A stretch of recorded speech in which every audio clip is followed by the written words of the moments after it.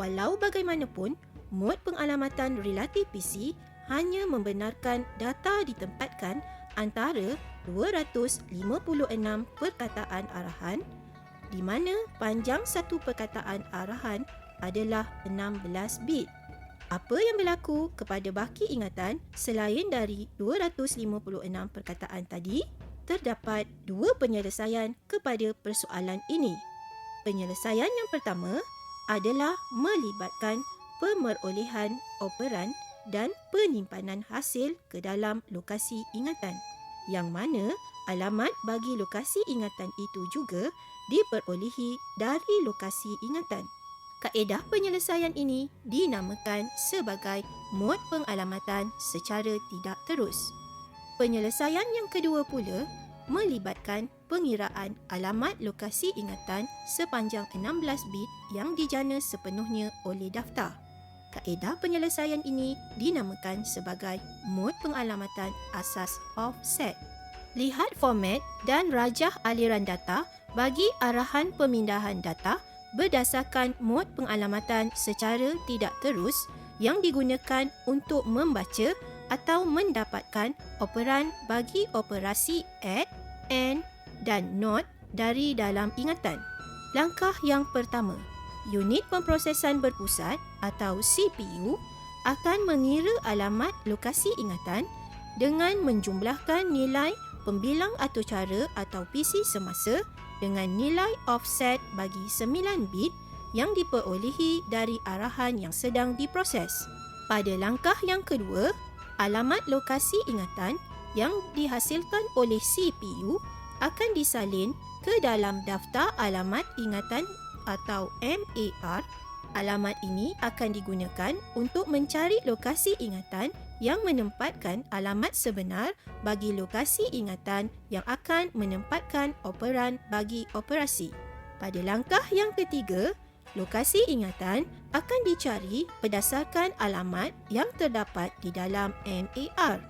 Selepas lokasi ditemui, kandungan bagi lokasi ingatan tersebut akan disalin dari ingatan ke dalam daftar data ingatan atau MDR. Pada langkah yang keempat, kandungan yang terdapat di dalam MDR akan disalin ke dalam MAR.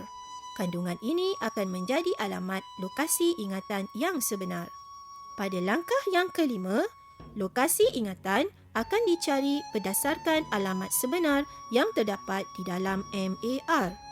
Selepas lokasi ditemui, operan yang terkandung di dalamnya akan disalin dari ingatan ke dalam MDR.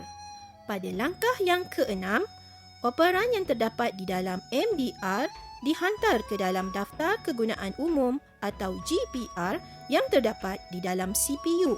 Operan ini seterusnya akan dihantar ke unit logik dan aritmetik yang terdapat di dalam CPU untuk diproses.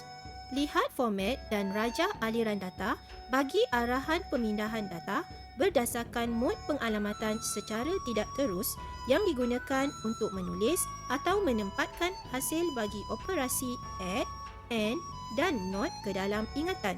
Langkah yang pertama, unit pemprosesan berpusat atau CPU akan mengira alamat lokasi ingatan dengan menjumlahkan nilai pembilang atau cara atau PC semasa dengan nilai offset bagi 9 bit yang diperolehi dari arahan yang sedang diproses. Pada langkah yang kedua, alamat lokasi ingatan yang dihasilkan oleh CPU akan disalin ke dalam daftar alamat ingatan atau MAR. Alamat ini akan digunakan untuk mencari lokasi ingatan yang menempatkan alamat sebenar bagi lokasi ingatan yang bakal menempatkan hasil bagi operasi nanti. Pada langkah yang ketiga, lokasi ingatan akan dicari berdasarkan alamat yang terdapat di dalam MAR. Selepas lokasi ditemui, kandungan bagi lokasi ingatan tersebut akan disalin dari ingatan ke dalam daftar data ingatan atau MDR. Pada langkah yang keempat, kandungan yang terdapat di dalam MDR akan disalin ke dalam MAR. Kandungan ini akan menjadi alamat lokasi ingatan yang sebenar. Pada langkah yang kelima, hasil operasi yang ditempatkan secara sementara di dalam Daftar Kegunaan Umum atau GPR akan dihantar ke dalam MDR. Pada langkah yang keenam, lokasi ingatan akan dicari berdasarkan alamat sebenar yang terdapat di dalam MAR. Dalam masa yang sama, hasil operasi yang terdapat di dalam MDR akan disimpan ke dalam lokasi ingatan sebaik sahaja lokasi tersebut ditemui.